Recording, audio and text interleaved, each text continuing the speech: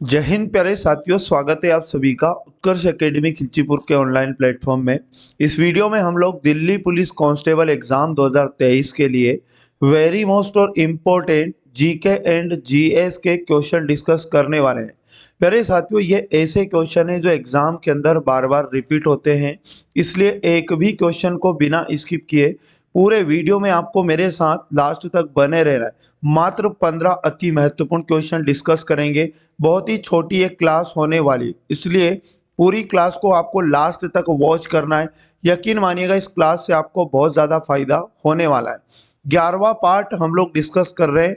इस प्रकार के वीडियो का 10 पार्ट पहले हो चुका है। यदि आप लोगों ने बाकी के पार्ट नहीं देखे तो प्लेलिस्ट आपको मिल जाएगी, जहां जाकर बाकी के पार्ट भी आप देख सकते हैं।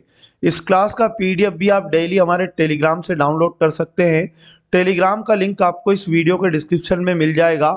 यदि आप चैनल पर पहली बार विजिट कर रहे हैं तो चैनल को सब्सक्राइब करके बेल आइकन को ऑन कर लें, जिससे आपको सभी क्लास का नोटिफिकेशन तुरंत मिल पाएगा।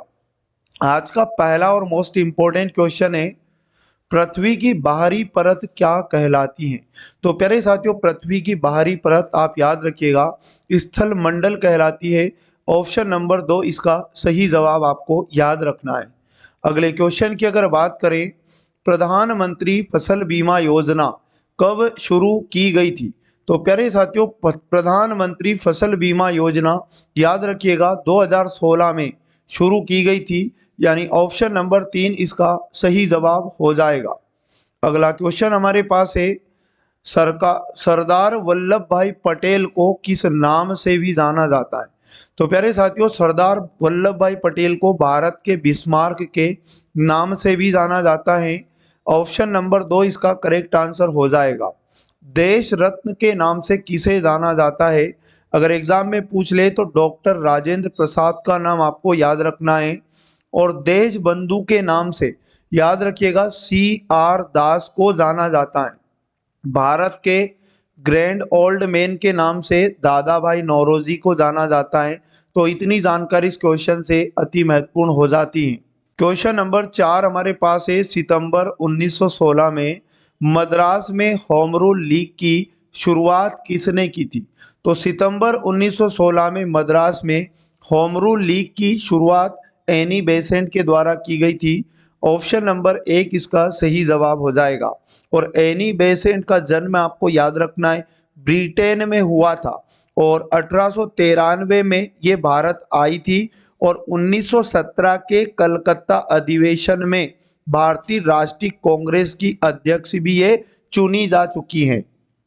नेक्स्ट क्वेश्चन की अगर बात की जाए, अयोध्या का प्राचीन नाम क्या है। तो प्यारे साथियों, अयोध्या का प्राचीन नाम आपको साकेत याद रखना है, यानी ऑप्शन नंबर 2 इस क्वेश्चन का राइट आंसर हो जाएगा। और ऑप्शन में जो आपको दिखाई दे रहा है सबसे सिंधु, ये किसका प्राचीन नाम है। तो पंजाब का प्राचीन नाम सप्त सिंधु है। और ये कान्य कुब्ज किसका प्राचीन नाम है। तो कन्नौज का प्राचीन नाम आपको याद रखना है, कान्य कुब्ज है।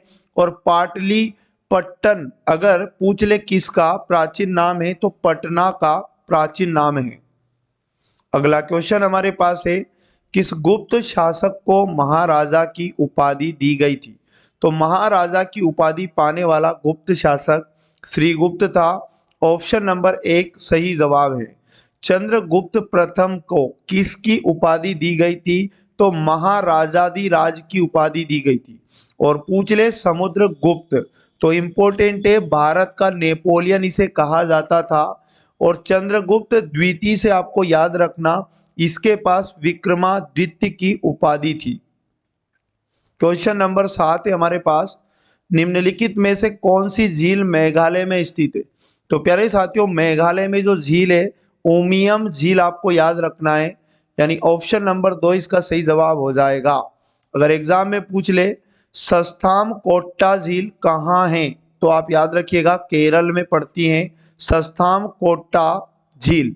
और उसके बाद भोजताल झील, ये याद रखिएगा मध्य प्रदेश राज्य में पड़ती है, भोपाल में। और उसके बाद तमदिल झील अगर एग्जाम में पूछ ले तो ये झील मिजोरम की है। तो इतनी जानकारी इस क्वेश्चन से आप याद रखिएगा। अगला क्वेश्चन हमारे पास है, कोलकाता में स्थित बेलूर मठ किसके द्वारा स्थापित किया गया था? तो कोलकाता में बेलूर मठ की स्थापना याद रखिएगा स्वामी विवेकानंद के द्वारा की गई थी। ऑप्शन नंबर 3 इसका सही जवाब है। अच्छा, मोतीलाल नेहरू के द्वारा एक स्मारक बनवाया गया था आनंद भवन, प्रयागराज में पड़ता है, तो ये भी आप याद रखिएगा। और रविंद्रनाथ टैगोर शांति निकेतन बनाया था पश्चिम बंगाल में। और नरसिंह देव प्रथम से आपको याद रखना है सूर्य मंदिर कोणार्क। अगला क्वेश्चन हमारे पास है, बराक घाटी निम्न में से किस उत्तर पूर्वी राज्य में स्थित है? तो बराक घाटी याद रखिएगा असम राज्य में है। ऑप्शन नंबर 4 सही जवाब है। अगला क्वेश्चन है, डॉक्टर राजेंद्र प्रसाद को समर्पित स्मारक का नाम? तो डॉक्टर राजेंद्र प्रसाद का जो स्मारक है महाप्रयाण घाट, यानी ऑप्शन नंबर 1 सही जवाब हो जाएगा। अभय घाट याद रखिएगा मोरारजी देसाई का स्मारक कहलाता है। और समता स्थल से आप याद रखिएगा जगजीवन राम का स्मारक है।